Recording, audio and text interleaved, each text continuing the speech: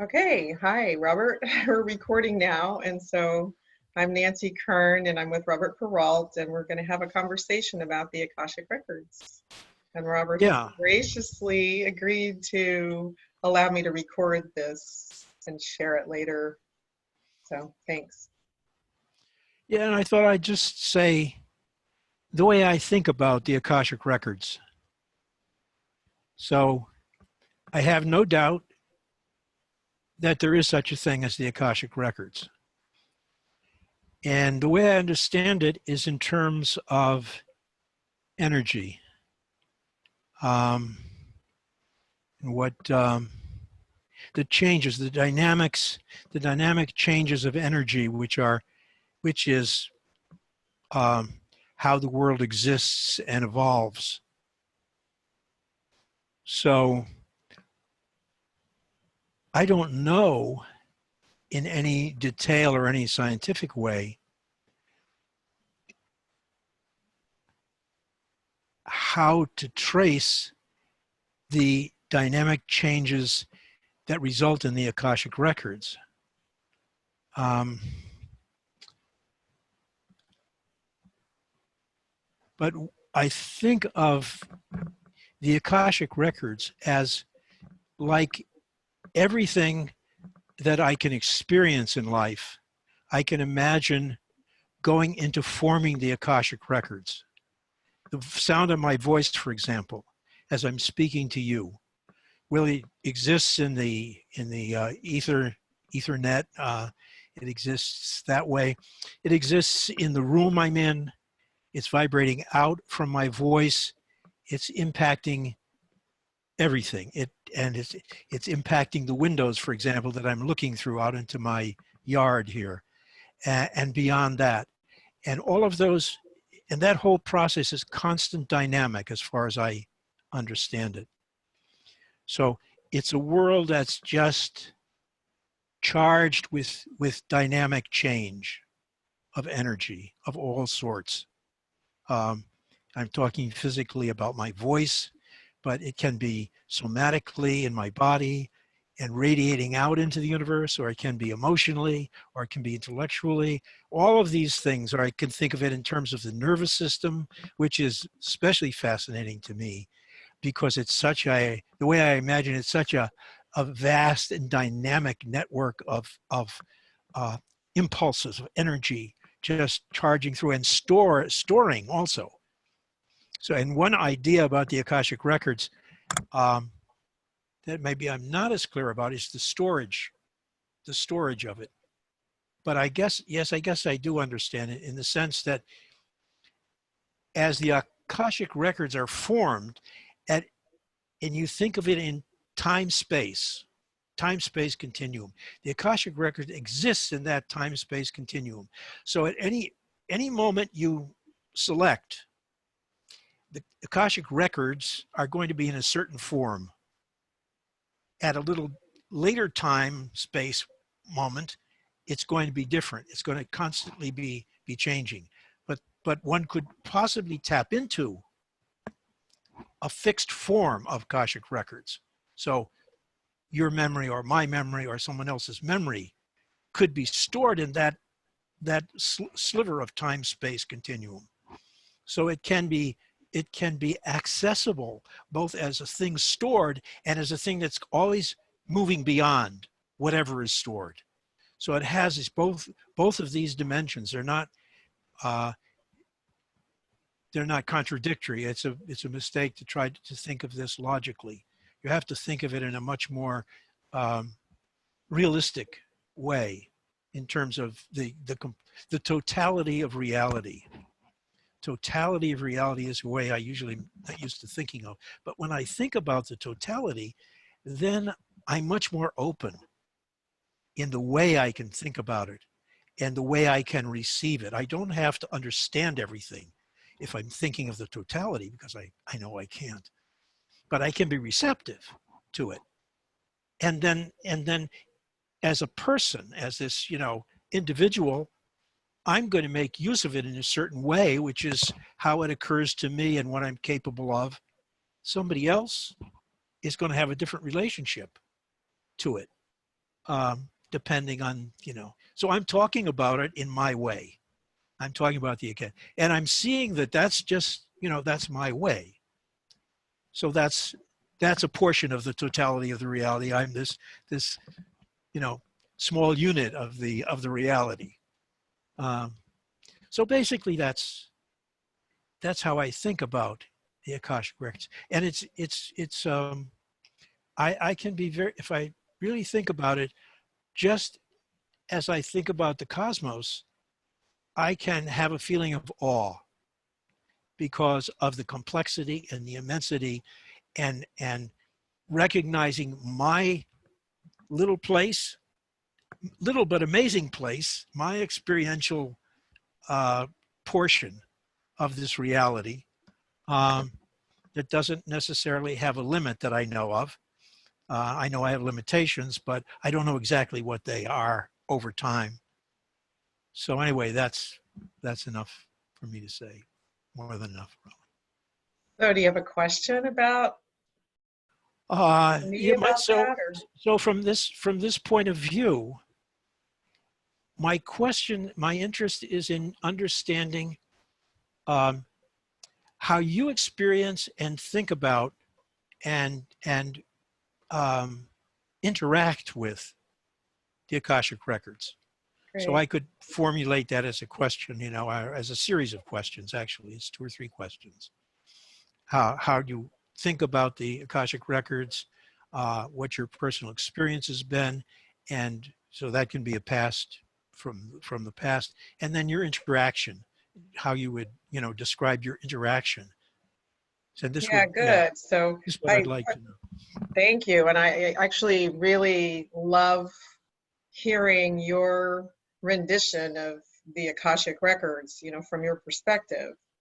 I know you're a highly introspective person and you've been studying for decades. And from where I sit, everything that you named about the Akashic record is accurate.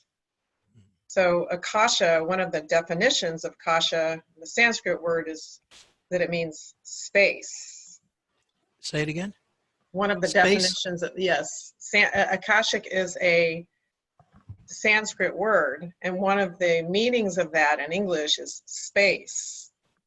Another meaning is the womb, or some people think of it as the cosmic womb.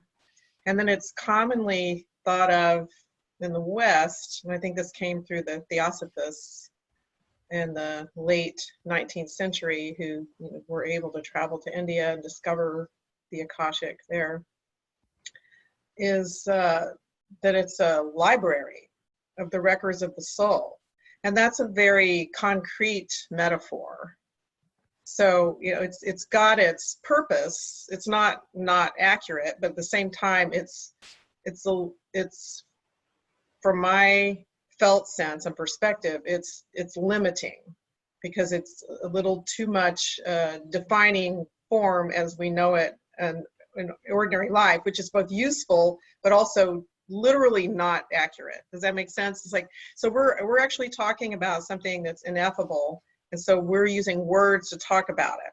So it's not, whatever we say isn't going to be completely accurate. We're just, it's like not confusing the moon with the finger pointing at the moon, that kind of teaching. So the Akashic is, one of the things I love about it is that it's a continuum of, or spectrum of energies. So beginning with the vast,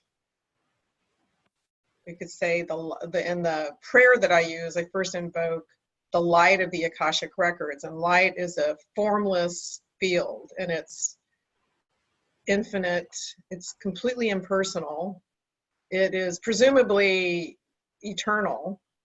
So it's where form, before form begins to take form, or it could be an initial impulse to form, right? It's still formless. And so the next level is, and this is a process that I use, and I use it because it's reliable and it works, and it's a way to go in, access the Akashic records, to get in and get out, open and close the Akashic records intentionally. which is what I need to do in order um, to do readings for people, or for myself, but also to create some much needed, as a human person incarnate, much needed boundaries around this boundless field, around how I enter it and exit it. Because before I started using a process that I could repeat, which is using this invocation or prayer, I call it both, the Akashic would open randomly for me, or it seemed random to me when I was out in the world, and it was not really helpful. It was like there's a distinction between having some psychic gifts or skills and having intuitive skills, which means you've had some training, or you've learned some ways to regulate your own nervous system in relation to it. So it is, I'm going a little maybe down the garden path here, but it is somewhat a mediumistic practice to read the Akashic Records, but it's a very conscious form of mediumship. So like when I read the records, I don't leave my body. I know what I can follow the conversation. I'm translating impulses. I'm translating energy. And sometimes for me, a lot of it times it comes in color and different forms that are being used. So a lot of times, I'm a very visual person. So a lot of times when someone's records are opening, what I see is light forms. Some people call it light codes, energetic structures. They're in the imaginal, they're not physically incarnate like a body, like you can't touch them, but they work through people's fields and energy bodies, and they have a felt sensation of it. So I'll describe what I'm sensing or feeling or seeing, and that's usually how a reading starts. And so in that prayer, just to go into that a little more, I invoke the light of the Akashic Records, and then there's a next level of density. So what I see is the light is vast and formless, and then invoking what we call the guardians and keepers of the Akashic Records. And I think this personification is kind of inevitable because that's how humans can best understand it. So the guardians and keepers aren't like humans. They're not human beings, and they've never been incarnate as human beings. They're really, after 20 years of working with the Akashic Records professionally, I would say they're really much more energetic structures that safeguard the sanctity of the Akashic Records. So just as you were talking about, like every one of us has our own vibrational footprint. We have our own patterns of energy that are unique to us. And in the Akashic, because it's the record of the souls, of our souls' incarnations across all time, you're recognizable. It's like your energetic frequency is like a key that opens an area of the records that's a match for you. And so, which I think is really wonderful, because it's the ethics around reading the Akashic Records is that no one can read your records unless you ask them or give them your permission. That there's a boundary around it, because we're talking about a boundaryless field, but we're creating the boundary through the process of the prayer, the invocation, which is a ritual. There's an opening and a closing to every reading that I do. And that means that, like, I'm not going to randomly read your records just because I know you. To me, that would be really invasive and a disservice. The person has to ask for it, and it's pinpointed. There's a purpose in doing it.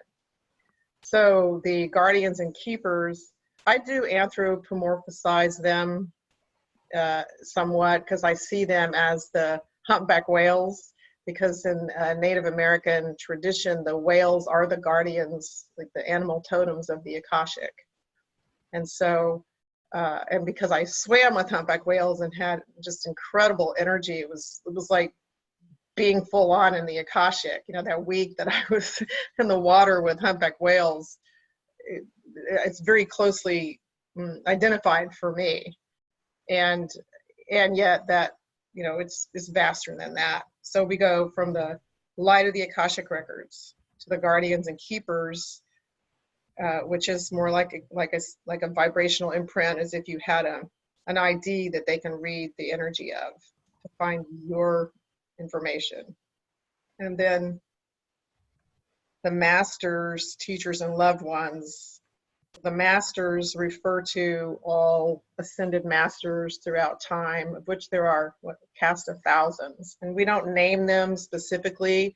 I do at times work with clients who have a particular affinity for certain masters. Certainly Jesus is common, or Archangel Michael, the Buddha, you know, so, but we don't necessarily invoke a specificity there unless that person just has a strong affinity for that kind of energetic presence that can be very helpful to people. And then from the masters to the teachers are, so the felt sense behind this is that we have, when we incarnate, we have particular issues or areas of our life where you could say we have unfinished business from past lives, or some kind of an imprint from the soul, or you could say it's epigenetic from ancestral lineage. You know, there are issues that we haven't resolved that could be around poverty or some kind of health issue, or just repeating patterns, abuse, trauma, war, things like that, that, you know, humanity has been through over experiences that we've had over the many generations. And so the teachers in the Akashic are non-physical, they're not incarnate currently. They're in that, what I call the zone between lifetimes. They've been in human form before, but they're working on this parallel and a different dimension, if you will, maybe the same topic, same subject matter, like self-confidence, or overcoming a pattern of poverty in the lineage or in the family.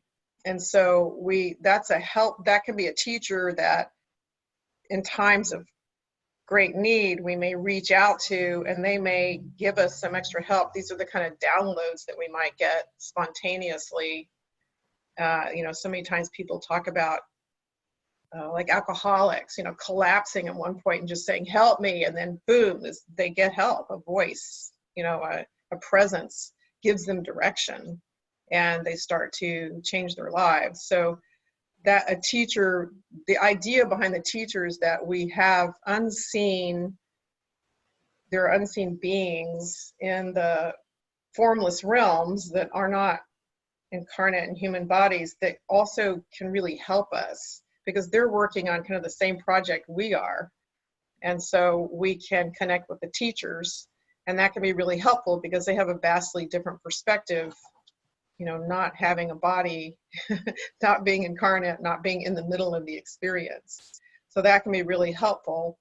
And then the next level is the loved ones. So I see it like a telescoping zones of energy from vastly formless into somewhat form, more form, more form, more form, till we become human. So the loved ones on this continuum are ones who have been alive in our lifetime and have known us and have passed on. And so the beauty of this is that what they can contribute to the reading, for example, is they know what it's like to be a human being living at the times that you're living in, and maybe even in the place that you're living in. Whereas the light of the Akashic Record is completely impersonal and formless and awesome, you know, but not human, not so oriented toward the human experience, because the Akashic is the records of the soul, and the soul is a downward movement of the spirit, you know, into the body, into the earth. The soul is on a downward journey of living incarnate. So I'll stop there and see how that's going, how that's sitting with you. Yes, I'm following everything. And it's I find it a good map. It makes certain distinctions which we have to make. And, you know, you were mentioned language earlier. And for me, it's everything that I can say, things that I say can be simultaneously illuminating and a distortion. And that's not a contradiction for me. That the illumination and the distortion are simply, for me, the way things are. I mean, it's the field that I exist in, and I can follow what you're saying about that vast field. That I thought of it as, the word that came to me was a matrix, because you used the term womb, and out of which things simply appear. And also at the same time, it's not only in that time dimension, it's not just the source time, but it's the collective whole of everything that's being generated. So it's existing in at least two, and more, in multiple time dimensions. And we don't have, we can conceptualize that, and the meaning of the conceptualization of the language we use ultimately reflects how we're filtering everything, how it Exactly. coming through us. Exactly. So Exactly. it's that's the meaning of it. And this is a big confusion, and I found it confusing over the years in my own thinking, and I see it common among people in general, that we tend to think that we need to use language in order to make distinctions. And we can't function in the world without that. And in the physical world, it's obvious why we can't do it. At the same time that we make the distinctions, the big mistake is to feel or to become convinced that what you have said refers to something objectively fixed. Exactly. And you have to say there's no such thing as true objectivity, because Right. it's all being filtered through our knowledge base, and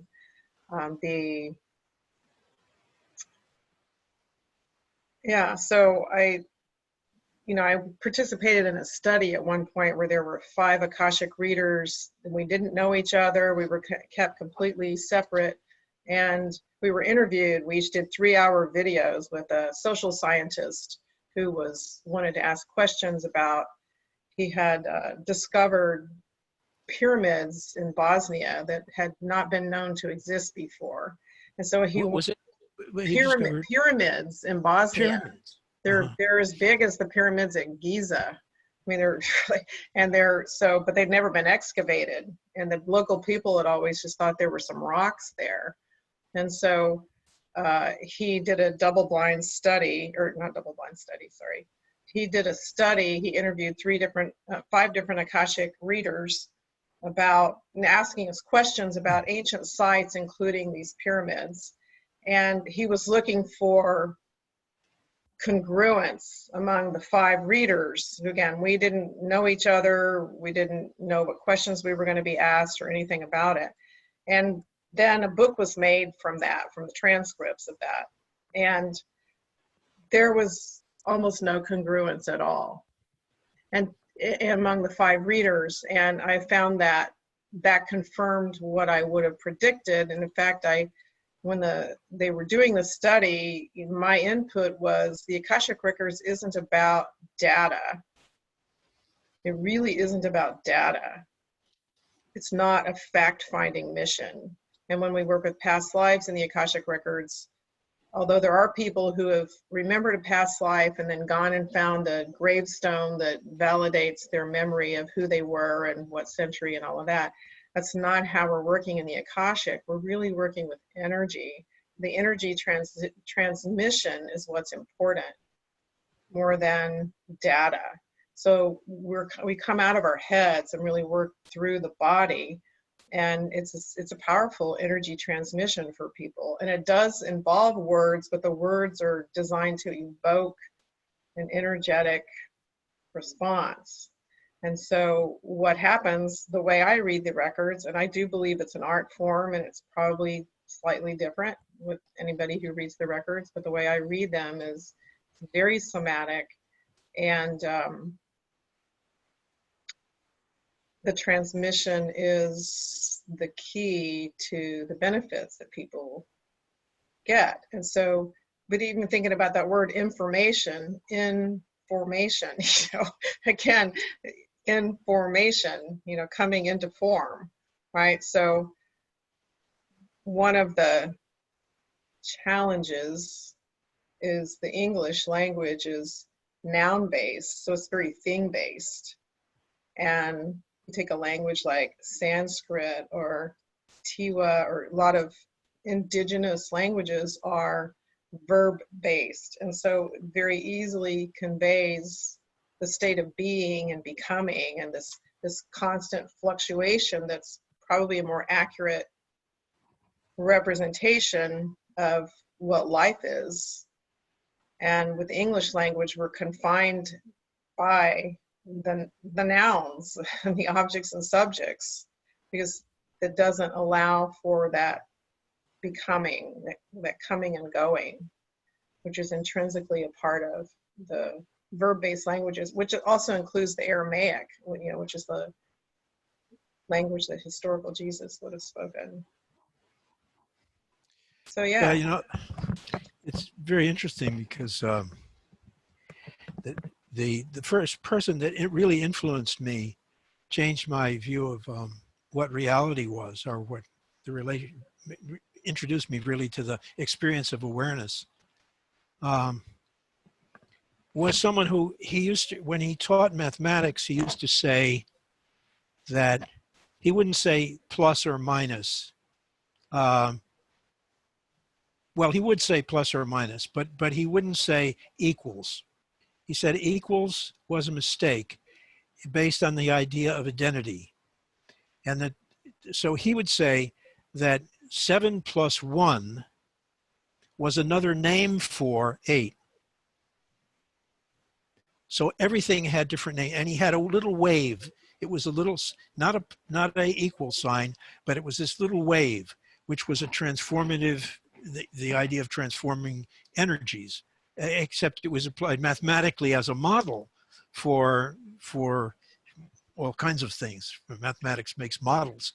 And so this was his idea about it, that he was interested in seeing mathematics as reflecting the way that energy function, the way that we function as energetic beings.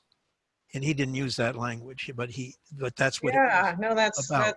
That's interesting. And the Irvin Laszlo from the school, the Budapest, or the Club of Budapest, I think it's called, philosophical group. He now lives in Italy, but he's written 3 or 4, maybe 5 books on the Akashic Records and the cosmos, and he likens it to the unified field. So it's really thought of as a place of origin, or a place maybe isn't even the right word, but it's a field of origin. And because as a Qigong practitioner, I was early on, I was taught about the state of Wu Qi, a state of where there's a state where nothing exists. And then we move into a state which is like pregnant with what might exist. It's, there's a rising of form, and that's Wu Qi. And then when we start double heavy, where you can't really move, your weight is on both legs equally, and you're in a still place. And then there's the intention for movement, but to move you have to go off balance. And that's when Tai Chi arises, is the actual movement itself. So the Akashic is akin to that state of potential for creation and movement. And so it's really amazing. To me, it's amazing to tap into it. I mean, and all the sessions I've done, which I'm sure I've done more than 1,000 over the years, has it's different every single time. It's different every single time. It's fascinating to me. It's never gets boring. It's intense.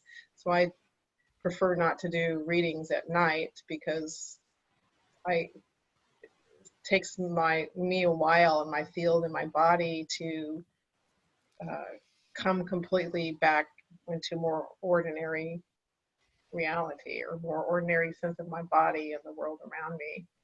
It's stimulating to my nervous system. And I liked what you said at the beginning about the nervous system, because the way I work with the energy field is that it's a more subtle iteration of the nervous system. It's just another expression of the nervous system. So all that we talk about, chakras and the nadis and the meridians, they're all iterations of the nervous system, including the field around us. Yeah. Yeah, absolutely. So another thing that this man's name was Gattegno, Caleb Gattegno, and another thing that Dr. Gattegno used to say was that the meaning of language is not in words. The meaning of language is in experience. Of course, there's a sense in which you have words referring to words, definitions. So it was a little exaggeration, but he was making the point again that the ground for us in various forms of awareness, whatever energetic form that might take. And he also believed that, he would say, for example, that even a spider has to have intelligence, because they're not born instinctively knowing how to form a web in that particular branch of the tree with those leaves and those branches. They have to have something that enables them to create what they need in that circumstance.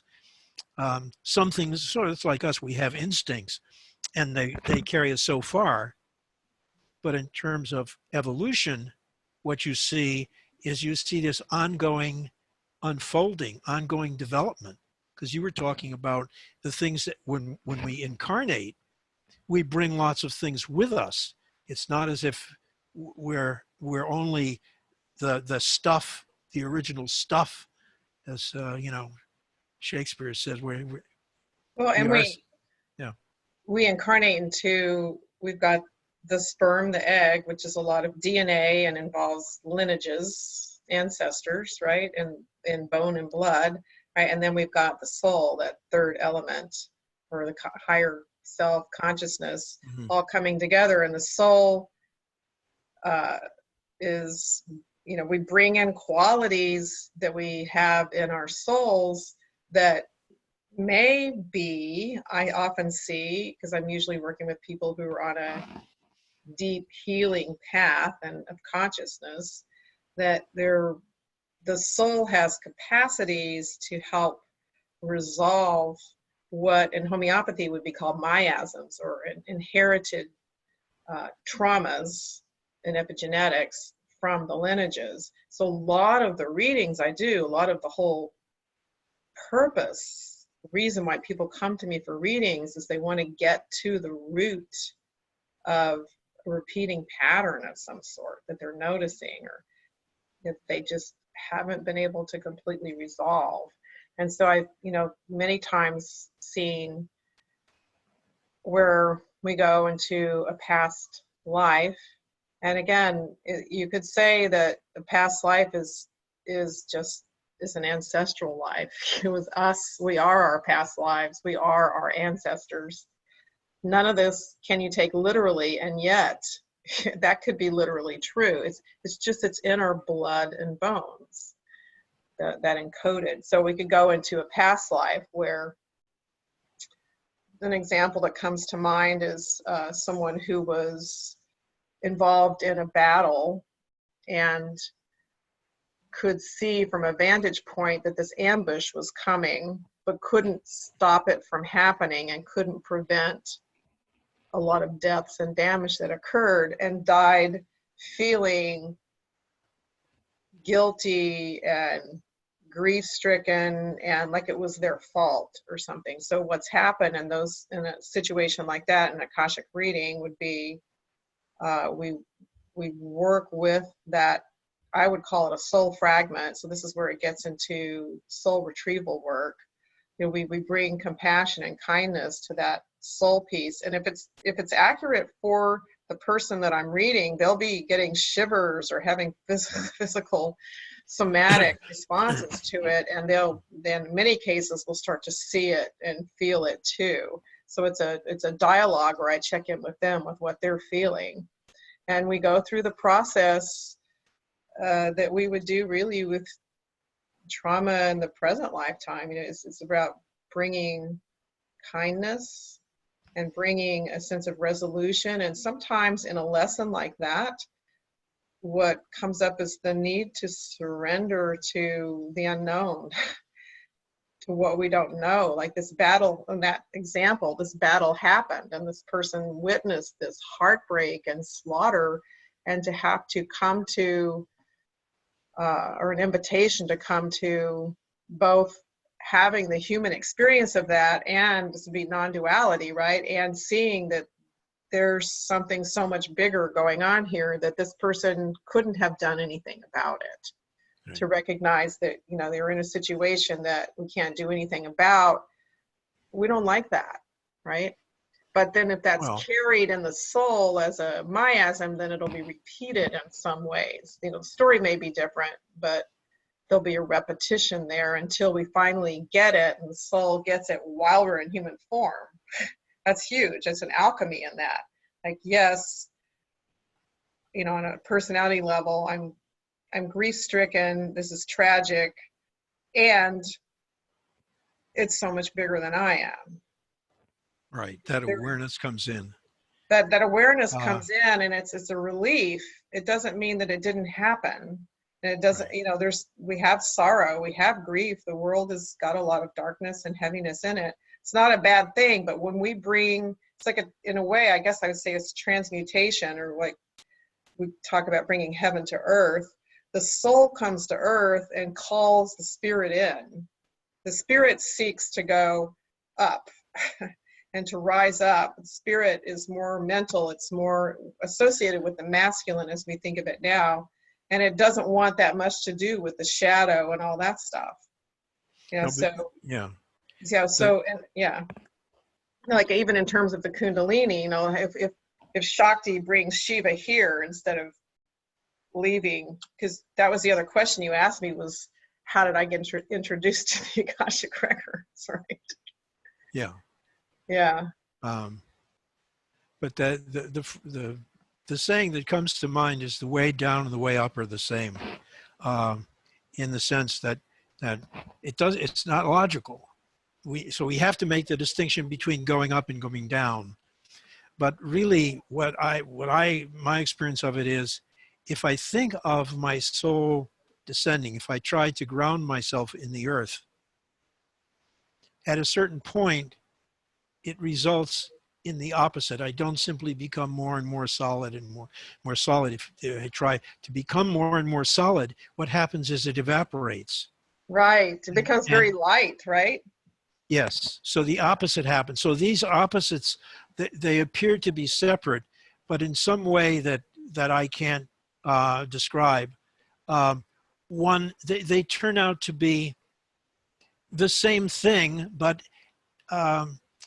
not at and we don't even know whether that's possible at the same time or not, because when we go to the solid world, studying the solid world, we get down to the level of particles, and then the laws change. And beyond that, they've done studies with vacuums.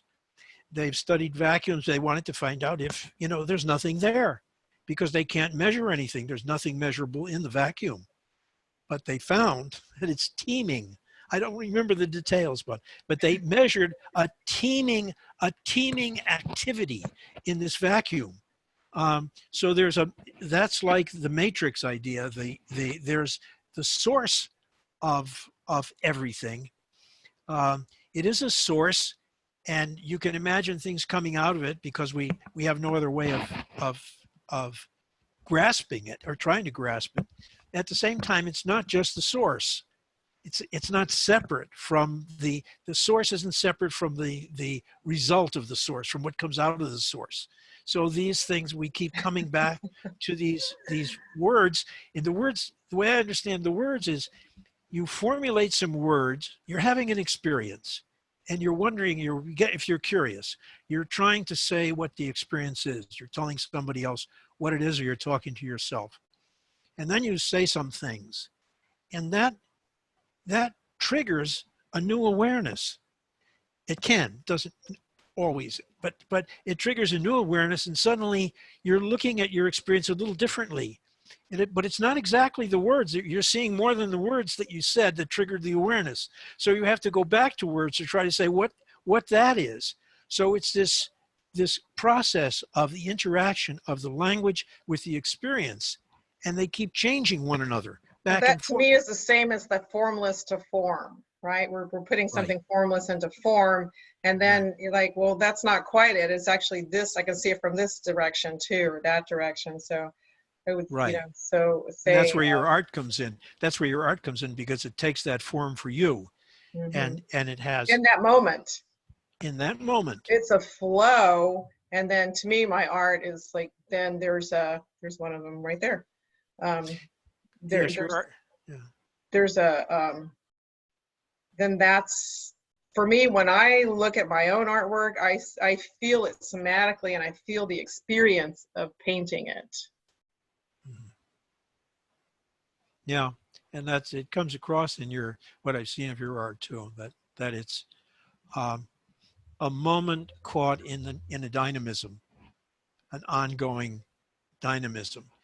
And it's this, or it's not even perhaps just a moment, but it's a representation of some segment of the dynamism as you experience, as it's filtered through you, as you're filtering that, creatively filtering, which is another It's just kind of coming through me, and at contradiction. some point, I mean, a lot of times when I'm painting, if I get into my head, I'm like, who are you? What is this? What am I painting? I have no idea.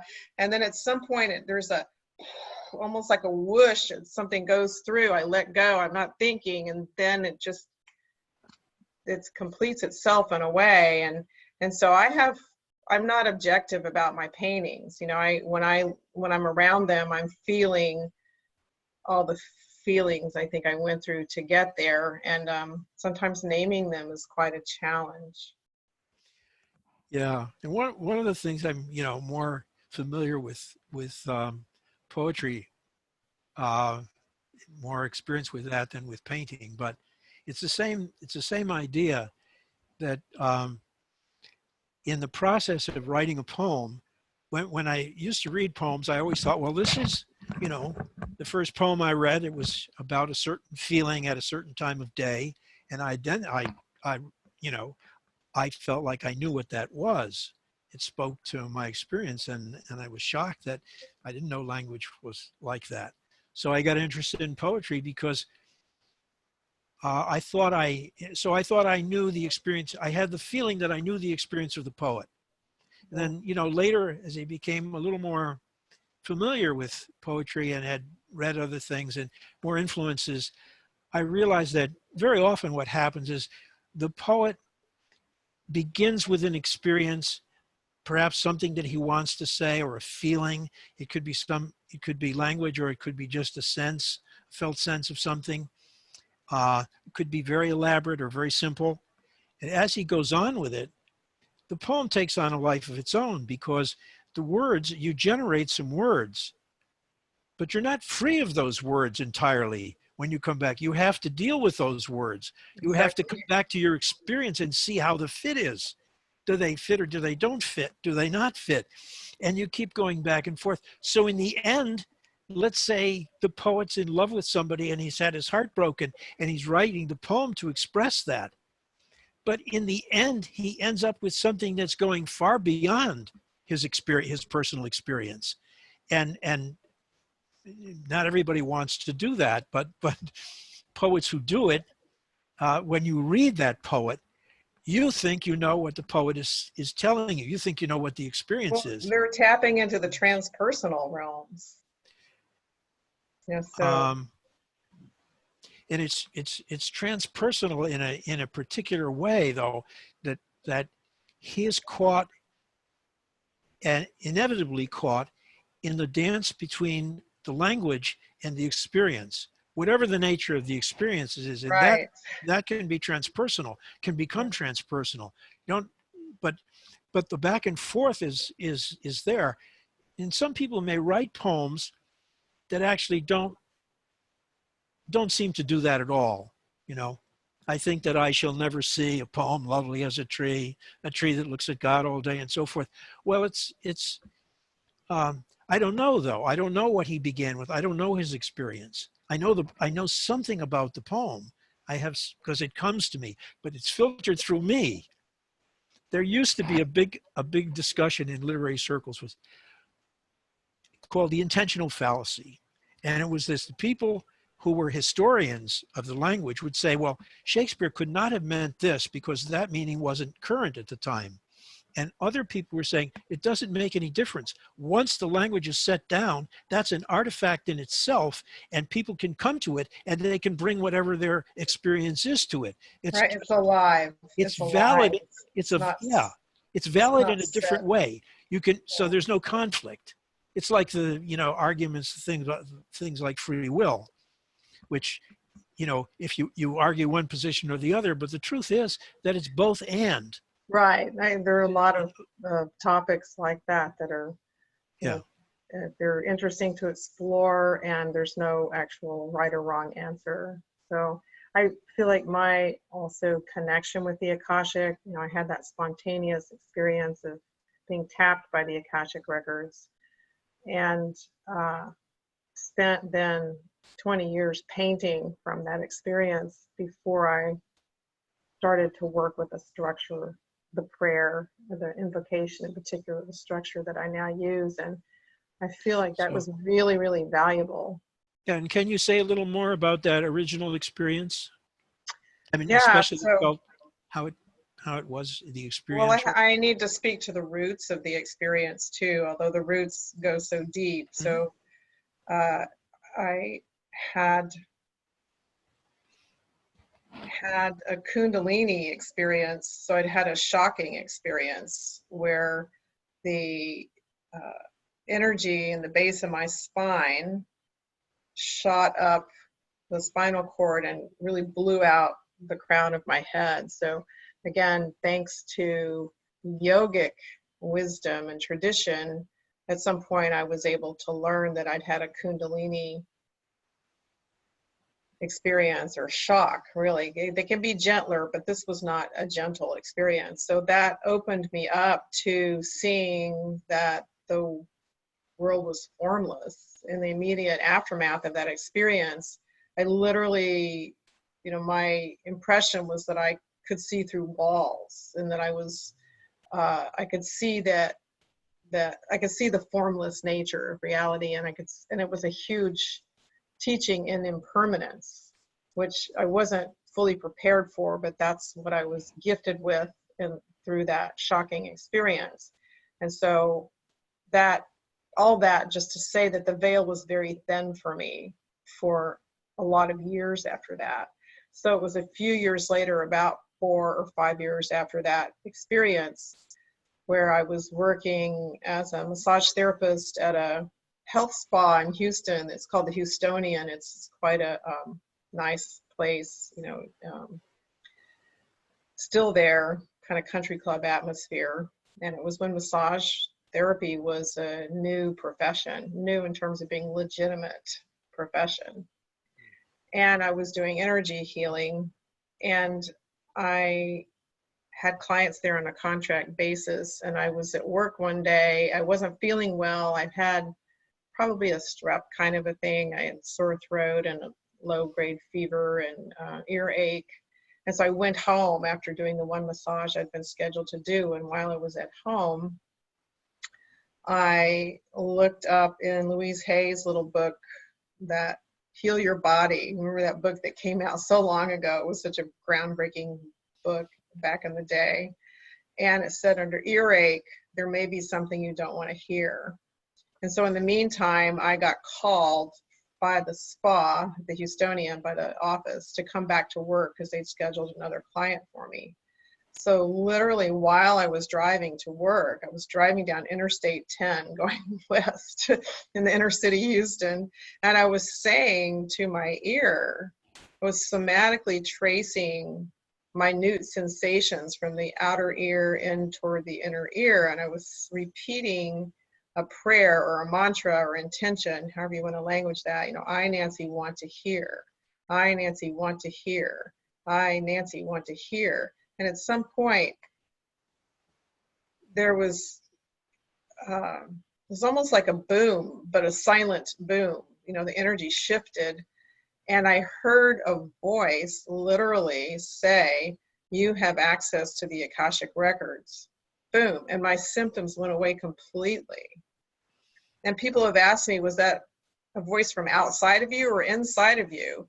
And it felt or sounded like a voice from outside of me, but the truth is I have no way to answer that, because at that moment the inside and the outside were the same.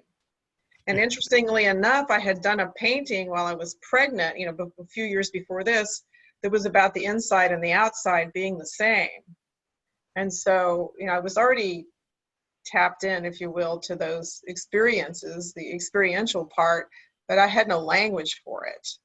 And that took many years. So I had that instantaneous healing.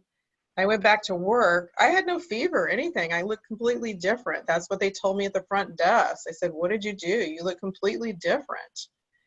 And I wasn't comfortable with saying, well, this voice boomed out at me that I have access to the Akashic Records, and I instantaneously healed. I just couldn't even put that into words. So I said, oh, nothing, and went back to work. So it took me years. You know, I wasn't in a monastery. I didn't have teachers around me to tell me what this meant.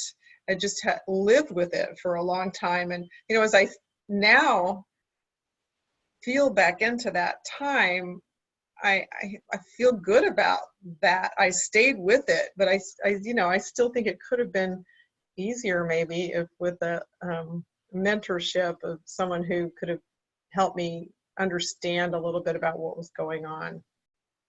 Maybe, but maybe you're better off as it is. Maybe, since I Hard to did get know. through it. You know, You, it's like sink or yeah. swim, right? And you did, but yeah, it is, because I've had to. You know, and you can see the problem is that you had the experience, and accompanying the experience were the words, you now have access to the Akashic Records. So the normal thing is to if somebody says you didn't do this, but the normal thing is just to say, well, I heard this voice saying you have access to the Akashic Records. But that's not what the experience was. That was just that. Those were the words that came to you. It was part of it in some way, but the relationship of this is pointing to that. Well, it's not such a clear thing when you have that kind of an experience. It wasn't.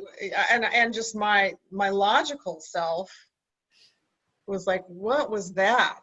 You know, I felt like I had the kind of experience that if I read about it or heard about it, I want that. I wish that would happen to me. But when it actually happened to me, it was, what? You know, like I didn't have any place to file it, if you know what I mean. I just, to interpret it, and I didn't even know who to talk to about it, because I didn't want to get misdiagnosed. You know, I knew that this was not a hallucination, and it was not a psychotic experience. And, you know, this was in the early 1980s in Houston. There weren't a lot of references available to me, you know, teachers that I felt could trust. And so I think it was, when I look back on it, a really good thing that I lived into it for so long. And, you know, Yeah. now I would say I was having what you could call Akashic insights or experiences from early childhood. You know, I understand Mm-hmm. now some of those experiences, like the ones that you and I've talked about singing to the roses, and, you know, just um, and so now, I mean, I'm 65 now, so with the level of inner work I've done now, I can say that I accepted this assignment, I would say, in the 1200s in a past life, you know, that for what I'm doing here now, when I was a Tibetan monk. And so I've had memory of that. And I like getting to know myself better, understanding better, and then, you know, letting go, because it kind of like the more I learn about who I am, then the less identified with any of it I feel. Does that make sense? Because it's Sure. just Yeah. so That's the vast. part of the process. I mean, the same Yeah. way, you know, if you're talking about your experience with the Akashic Records, you can reference that experience in the past that you had when you had the boom, that transformation of energy that you felt in yourself, and then the words that came uh, to you. But then your experience of that, it didn't, your experience of the Akashic Records, that was just the beginning. The experience of it keeps changing. So what you mean by Akashic It's Records changing. and what that phrase means to you is constantly changing as you're moving, you know, forward in It's, your life. So as you said, you lived it uh, experientially. So, and we don't know, sometimes if somebody comes along and tells us something, it's very helpful. We don't know what it would be. Well, sometimes we have an idea that if we never heard about something, if we didn't have a teacher to tell us something, we might have missed it indefinitely or perhaps for a long time. On the right. other hand, you look at experience we have where we didn't find something out for the longest time until, you know, you'd think, oh, gee, you know, what a waste. My life is wasted because I should have known this, you know, 30, 40 years ago. But no, because it's not in time. It's not really, we're living in time, but that level of the experiential level is out of time. It doesn't matter at a certain point when you got it or how you got it. You see that it's in the expansion of time itself, mostly. And our Well, idea what time. and plus, I had no conceptual framework for my physiology instantly changing like that. A fever went completely Yeah. away, congestion, pain completely away. Where did it go? You know, how did that happen? Through that thought or that voice. It completely changed. It changed the way my cells were interacting. Like they came into harmony in that moment. But that wasn't anything that I was consciously doing. And I think that's, you know, that's what's so interesting, is that to me it felt like it just happened, that came out of nowhere. And I look back on Yeah. it like, well, you were doing that. Like for years, if I talk to people about it, I'd say, why did that happen to me? And they'd say, because you believed so strongly. And I'm like, no, I didn't.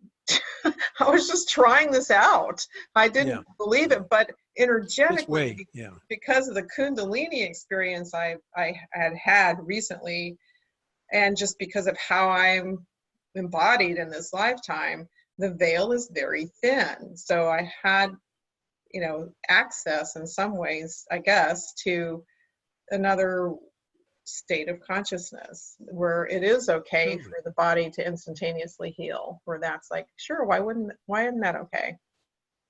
You know, but Yeah. the personality part was a struggle. My college degree person was like, you know, Well, yeah, that's why it takes us time, because yeah, we can't adjust. We grow up believing in the world of tables and chairs, and everything is, you know, and our survival depends on understanding the world and getting with it, and, you know, right. learning how to function in it. And that's a first learning. It's very strong, and especially if we've been mistreated or disciplined too harshly, then it's even harder for us to get over it because we have lots of things built in. Right. And then Uh, the emphasis just on the material world is real. yeah. Pay no attention to, like, put blinders on to the rest of it. So it took me well, I'm probably still taking blinders off, you know, in more and more subtle levels, but it took me a long time, and I had to go at a pace that was, you know, that I could accept, that with my own trauma history and with my own, you know, biology, I couldn't make the instantaneous leap and land there and be done with it. You know, it was a big, I would say, back and forth process, you know, as far as this is Yeah. true, no, this is true, no, I can't quite, no, yes, this is true, no, that couldn't have really happened, oh, but it really happened. Why me? You know, am I even Lots of worthy of that? questions. Yeah, lots of questions and lots of And thoughts and and on and on. and you know, the more you go into the more you expand in the experience, the more the experience expands, the less the questions just drop away, and they're no longer questions that you Yeah, it's want to answer. exactly. I mean, it's just they're you can still think of them, and but it's almost like you kind of smile at how cute it all is, you know, that you took Yeah, all the questions so they were so prominent. And but then when I reflect on that kind of experience, I realize that there's some profound mystery in the whole thing that I don't understand, and that if I let myself go into the feeling of the mystery of it's not so much just not understanding. It goes beyond not understanding, because sometimes you can feel you don't understand things. It's not such a good feeling, but well, the not yeah, under it's the not knowing, right? not it's the not knowing of something that is so vast that it's unknowable. It's not that Exactly. that you're not doing your job or living up to your potential, which is one way that we think of things a lot. It's that the thing that's there is beyond any of that. It's telling you that the boundaries that you have to live with are also uh, not the last word about reality. That there's Yes, that's something so, beyond it all. that's right. It's unknowable at the end of the day. So I think this is a great place to conclude the conversation, because I think we've Sure. landed to what's, you know, Yeah. yeah, it is unknowable, and so it's just And a these, I just want to mention one experience I had, which is very different from yours. I was having Rolfing work done, deep tissue work done, and and the person who was doing it was going very deep, so it was very uncomfortable to have this done, and I had to, in order to sort of tolerate it and continue with it, I had to make a practice of putting all my attention on which muscles were contracting when it got painful. So I would, as soon as I put all my attention on that, I could start to relax the muscles. And this worked quite well. So I could constantly be adjusting to the pressure. And at one point, he started working on the front of my right leg, and he was going deeper and deeper. And I came to a moment where I thought I couldn't relax. I thought it was just too much. And then I did relax, and my body started to shake all over. So this was a physical thing. It started with a physical thing. And I went into this shaking for quite a long time. And, and then uh, my mind started to come back. There wasn't any thinking there. And then my mind started to come back, and I thought, well, I should really, let him finish. So he did a little more work, and then he left the room. I was alone again, and I was there in this state after, this was my version of the boom, after the boom. And I heard a voice say, I miss you so much.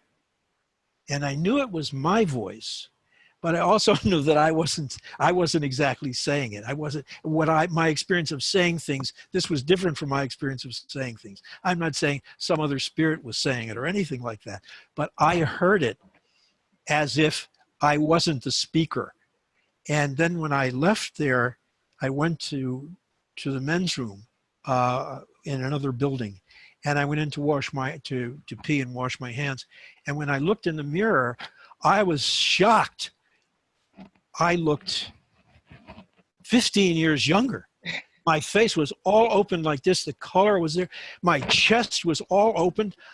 I just was amazed I'd gone through this really physical change. It lasted for about a day and a half. And then gradually it all wore off. And nothing, I don't know how to connect that to the rest of my life. Um, I but, so but, relate to that. you know, but it was very much so different from the context of your experience. And yet it was very, very similar in some way, because the energy, there was just this explosion. All of the energetic structures that I was used to suddenly seemed to disappear, and there was this larger field of energy that I was in, that I expanded into, and I have no idea how, because they can't explain that exactly. How that people have experiences like that. We've heard about them, and I had, but I was sure in my mind I was not a person who was going to have that experience. I thought, your mind is just too strong. You'll never have an experience like that. And I was first disappointed, but after I wasn't thinking about it anymore, I had the experience. I had that experience, and it probably had a long-term effect. It was probably the beginning of a whole series of changes that were. So you have this big explosion, a moment of explosion, and then you have the living of your life afterwards. It's like somebody said, you have the life that you live up till something happens, and then you have the life that you live after that, and that's a different life. True. Frequently. So true. And there's like doing the homework later, I think. Right? It's like, There's something. Yeah, there's a. For me, it's become more like something feels like I use the word unfolding. I don't know if that's the best word. I think But it's a beautiful word. It's a process that's going on, and I haven't had a teacher in quite a while now, and I have absolutely no prompting to have one, and at the same time, I'm not feeling as if I'm suddenly my life is miraculous, but I am feeling that there's a process going on that I'm not directing. I try to direct things, I try to work on this or that thing once in a while, but basically it's a matter of I feel trusting in what's going on in my life, that something's happening in a different way than I'm used to it happening. And, when I had a Gurdjieff teacher, she once was telling us a story, and she said, I don't know whether this change, she was experiencing a change. She used to be a person who got very angry quickly, and now she was feeling that she'd start to get angry and that it wouldn't happen. And she said, I don't know whether this is all the work I did on myself or just old age. So that comes back to me, and I think of that. And I think, who cares? Who cares? If it's old age, then it's part of the larger evolutionary process that I'm a part of. And it's that is also something that comes out of the womb, out of the matrix. So it's, anyway. Great. Well, thank you so much. Sure. This has been fun conversation. It has. I hope I can listen to this tape sometime. I'll send it to you. Because there's some things that I'm going to turn off the recording for now, and then we'll go ahead. I just want to thank you. It's Okay. been a fun conversation. It was great. I really enjoyed